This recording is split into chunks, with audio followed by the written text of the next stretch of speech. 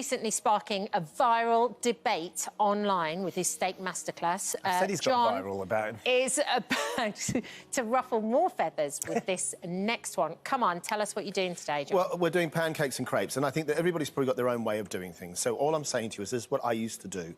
So first thing is a crepe, which is a thin piece of pancake, thin ones like this. Yep. Here.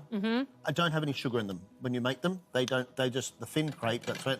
And the thick ones do. So we're going to do two completely different batters. OK. And they're different things altogether. So the reason I know about these crepes is when I was an apprentice at the age of 17, this was my first job every day in the kitchen. 48 every single day. Every day? 48 every morning? Every single... about 2 o'clock in the afternoon. How long did you do that for? How many weeks a month did you do that for? About 2 years. So... That's a lot of pancakes. A lot of pancakes. So I always had 4 pounds on the go.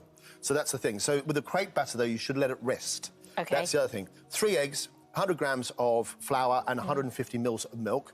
Beat your eggs first. Add your milk to it. Now, remember, the pancake batter is the same basically as the Yorkshire pudding batter, except for one's in a pan and one is in the oven. We were just in France and they were making them with corn flour. OK, so they go Is nice that and crispy. good? Yeah, is that a good...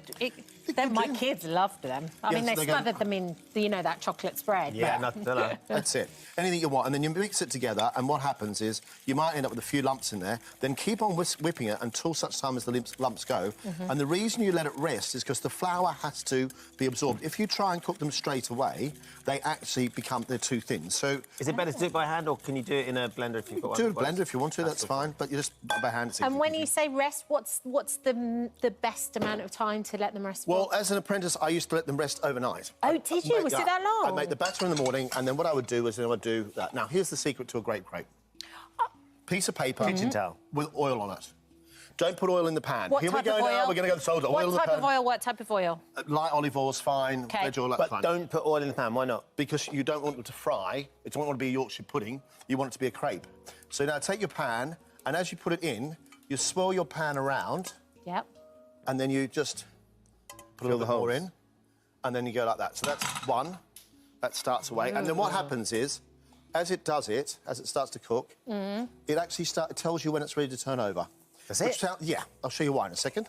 Is it the sizzling? No, it's got to do with the steak. Oh, I know. I'm trying to remember what he's saying about steaks. It's got to do with the edges. In a minute, what will happen is these edges will start to curl up. Right. And that tells you you're ready to turn it over. So now for the fat ones, because we make thick pancakes. Can I ask you one more quick question? What heat is it on? Pretty low. Low. OK, fine. And if it gets too hot, just do this. Fine. Lift it off. Just take it off. Fine. Everyone sort of gets worried about turning things up. Yeah. Just take it off. Fine. OK. Take it off. The easiest way these are the thick pancakes, American-style pancakes.